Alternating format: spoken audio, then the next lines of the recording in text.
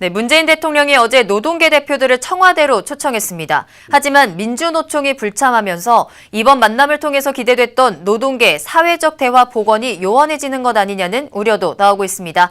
법률사무소 메이데이의 유재원 변호사와 더 자세히 알아보겠습니다. 안녕하십니까? 네, 안녕하십니까?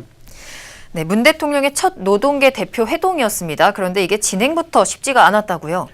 예, 어제 그 문재인 대통령은 한국노총, 민주노총을 비롯한 노동계 인사들을 청와대로 초대하면서 의견 수렴을 하려고 시도를 했습니다. 네. 알려진 대로 한국노총의 경우에는 굉장히 많은 수가 참석을 했고, 민주노총의 경우에는 영화산업노조를 제외한 나머지 노조 지도부가 전원 불참하는 것이 있었고요. 네. 어제 그 성과에 대해서는 지금 의견들이 모아지고 있습니다. 그렇군요.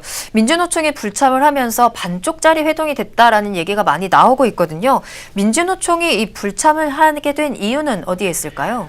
표면적으로는 노총의 그 체계와 질서를 훼손했다 이런 표현이 나오면서 청와대가 그 개별적인 그 산별 노조와 그 사업적 노조까지 이제 직접 접촉하려 했다는 그런 것이 노총에서 좀 기분을 좋지 않게 했고, 또 하나는 네. 노사정위의 그 구성원들이 또 같이 배석을 한다는 부분을 또 반대를 했는데, 사실 속내는 지금 여당이 추진하려는 것은 상당히 법안에 뒷받침이 있어야 되고, 네. 그 법안을 하기 위해서는 그 노동계 의견을 분명히 들어야 되는데, 그에 대해서 일단은 기본적으로 부정적인 입장을 갖고 있다, 이런 속내를 내비친 것으로 볼 수 있습니다. 그렇군요. 이런 민주노총의 불참에 대해서 어떤 반응들이 나오고 있습니까? 일단 주재자인 그 대통령과 청와대 입장은 아쉽지만 다음 기회를 또 가지겠다, 이런 약간 유보적인 입장을 두었는데, 네.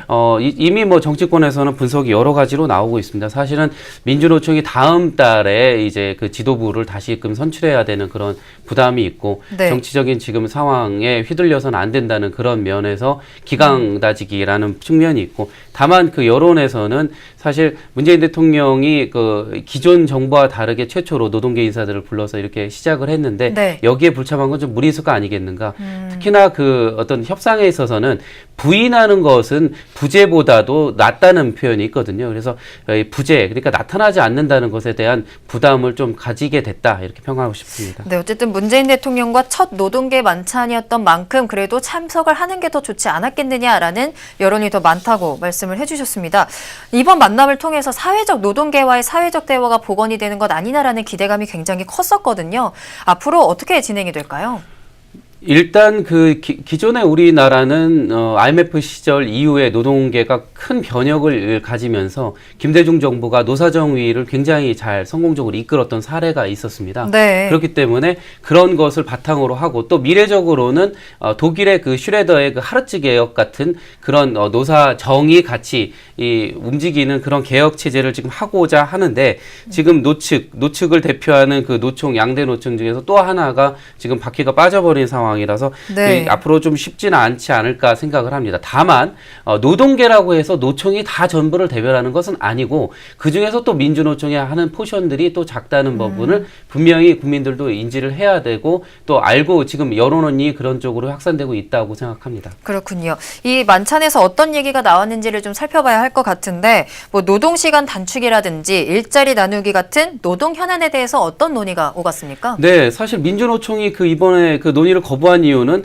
굉장히 그 참여자 수가 많기 때문에 논의가 집중할 수 없다, 이런 표현이었는데, 네. 의외로 또 이렇게 많은 분들이 참여를 하게 되니까 논의가 굉장히 풍부했습니다. 한국노총은 기본적으로 기존에 했던 그 노사정 협의체를 대통령 주재하겠다는 그런 제안도 했었고요. 또 과로사 근절, 그리고 근로시간에 관련된 부분, 그리고 타워크레인이나 건설 근로자들이 이 산재를 겪는 이런 부분에 대해서 해소를 원했고, 네. 김주영 위원장은 확실히 그 노사정위의 주제를 이제 대통령에게 직접 요구할 정도로 굉장히 기대가 컸고요.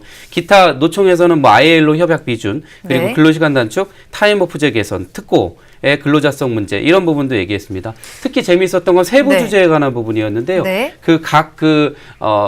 현장에서 올라오신 국회 환경미화원 노조, 그리고 영화산업노조, 이런 분들이 다 오시면서 각각 의견을 냈던 것이 있고, 특히 허건금융노조 위원장 같은 경우에는 네. 금융기관의 과다 경쟁, 그리고 근로조건 악화, 이런 부분에 대해서 하나의 금융개혁에 대해서도 화두로 주었지 않나, 그런 생각이 듭니다. 많은 얘기가 오갔던 만큼 좀 변화가 빨리 생겼으면 좋겠다, 네, 라는 생각도 듭니다. 계속해서 정부가 노동 정책들을 내놓고 있거든요. 이 정부가 제시한 노동 정책 로드맵은 어떻습니까? 지금 현재 어제 그 토론 외에도 로드맵은 이미 밝혀진 바가 있고요. 네. 현재 그 국회 환경노동위원회에 있는 200여 개의 그런 법률에 많은 부분이 녹여져 있습니다. 다만 지금 구슬이 꿰지 못한 상태이고 네. 이런 부분은 이제 근로기준법, 고용보호법, 산재보험법, 기간제법, 파견법, 노조법 관련한 이런 부분에 다 법안에 들어가 있습니다.